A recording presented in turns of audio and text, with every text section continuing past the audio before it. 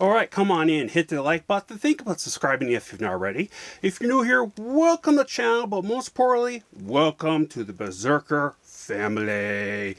So this is my honest opinion, and the only review again for this week is the 2026 horror action film called They Will Kill You. Now here's the plot. A woman answers a cryptic ad for a housekeeping job at a luxurious yet foreboding New York high-rise. Upon arrival, she discovers residents have been vanishing without a trace for decades. Here are some of the cast.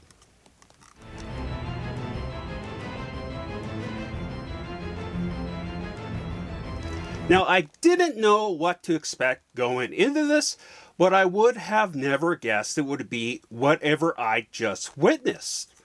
This was so bizarre but super entertaining from beginning to end. The gore and fight scenes was wildly over the top. The camera movements and editing and realistic looking practical objects such as the moving eyeball made this feel like a 70s martial arts horror fever dream. It was also unique that I have conflicted feelings about how about this.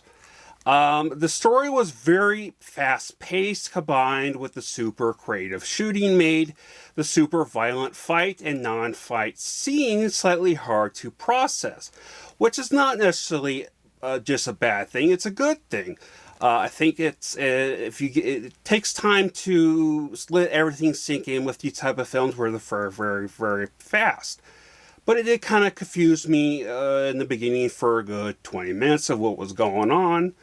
But the pacing of the story was definitely different. Was the construct, sorry, not the pacing, the construct of the story was actually surprising. Then you have the extreme bizarre editing that reminds you of video games where you're crawling through the air ducts, for example, or a tunnel, but from the side view.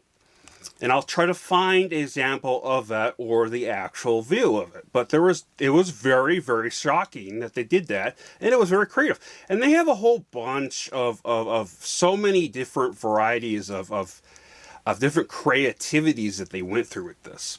Honestly, I was laughing my butt off most of the time because of how ridiculous it was with over-the-top everything that they showed. With specific, not just the violence of it, the gore, the over-the-top gore, the shooting blood, but it was just the whole thing was such a took me back and such a shocker. It was extremely very creative.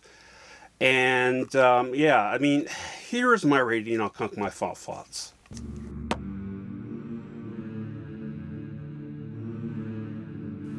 I honestly think this definitely has plenty of issues with it, to be honest.